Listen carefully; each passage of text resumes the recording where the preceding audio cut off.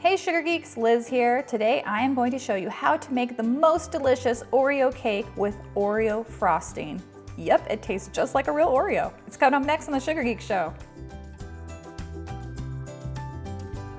All right, so the first thing we need to do is bring all of our ingredients to room temperature. Make sure that your eggs are nice and warm. Make sure your butter's softened yet still firm.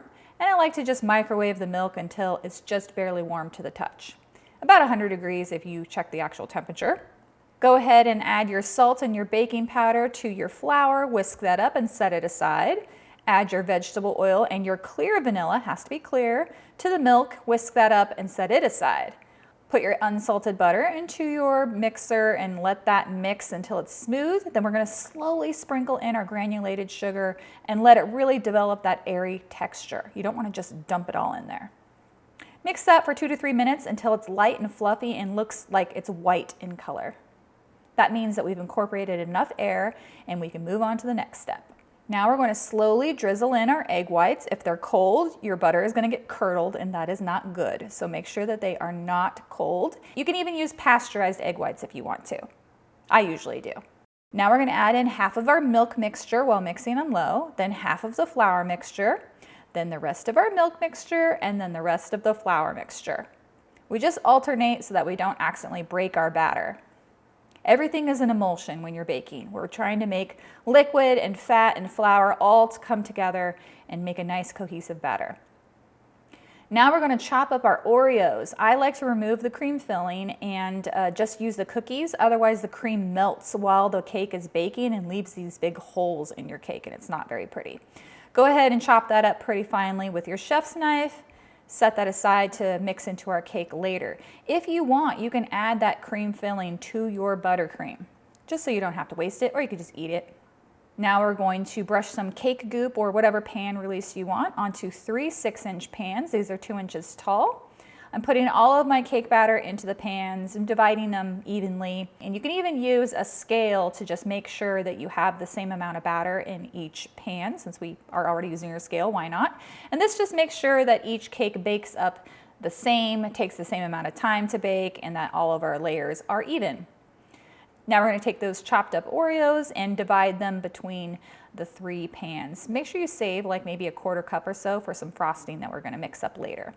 And then I just mix that with my spatula. And the reason we add the Oreo crumbs after the batter is already in the pan is because if the Oreos are touching the cake pan, they will stick. So don't mix all the way down to the pan. Just kind of, keep the Oreos right above that very bottom layer. Now we're going to bake these cakes in the oven at 335 degrees Fahrenheit for about 35 to 45 minutes.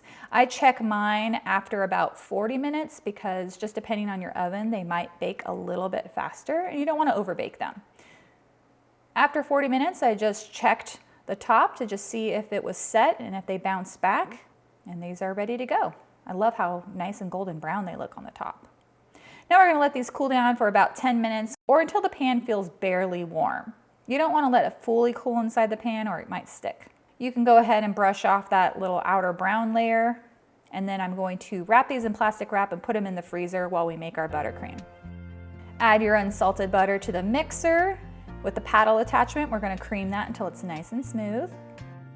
Now we're going to slowly start adding in our powdered sugar while mixing on low. Add in the salt. And then the clear vanilla extract, has to be clear. And maybe about a teaspoon or 2 of white food coloring. This is going to make it nice and bright and white, but don't add too much, otherwise it can make the frosting get really weird. So yeah, don't get crazy with the white food coloring. Perfect.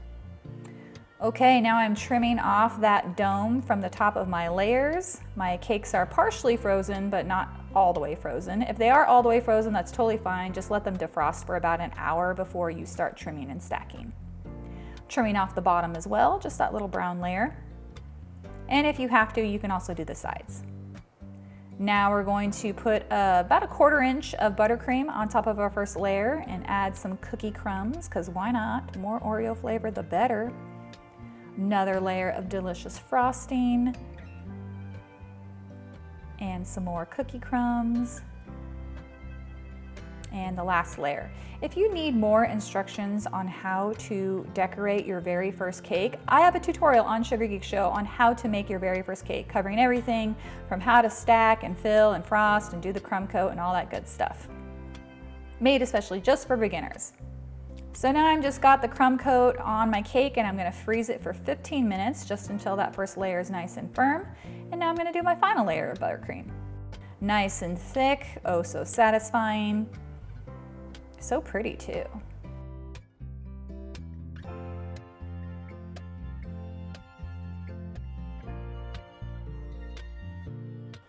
And then I'm going to use my tall bench scraper. This is from Fat Girl Cakes. And I'm going to just make sure that outside is just nice and straight. Don't have any gaps or anything like that, no holes. And then I'm going to use my small offset spatula to kind of clean up that top edge. This is the part that always looks like it goes really fast, but I'm actually just secretly obsessing over this edge for like way too long. Okay, now we're gonna transfer our cake to our cake board. Careful, make sure it's nice and centered. And then we're gonna add some of our cake crumbs to the bottom just to kind of finish that look. Whenever you're making a cake that has like a specific flavor, it's always nice to take that ingredient and put it on the outside of the cake somewhere, unless you're making a very specific design like a rainbow cake or whatever. But everybody who sees this is like, yeah, that's an Oreo cake, because I see Oreos. Now we're gonna take a couple more cookies and crunch them up nice and finely. You can use a food processor if you need to, but I just use my knife. But you just wanna make sure these crumbs are super fine because we're gonna pipe this buttercream. And if they're not super fine, then they end up clogging the piping tip. Don't ask me how I know that, but I do, and it's very frustrating. So yeah, make sure they're very, very finely ground up. Into the piping bag with like a medium, large, round tip. I mean, honestly, you could use any tip you want. I don't even remember what size this was. It was just kind of like, you know, like a round one. A little dollop, boop. Another dollop. I always kind of go like 4 and then put a dollop in between each one of those 4 and then finish it off with a nice Oreo cookie. Look at how cute that turned out. And honestly, this really does taste like an Oreo cake. I was actually like super surprised. It tastes like an Oreo milkshake, but like a cake. It's delicious. So let me know down in the comments what flavor cake you think I should bake next. I'm Liz Merrick, and I will see you guys next week. Have a great day, you guys. Bye.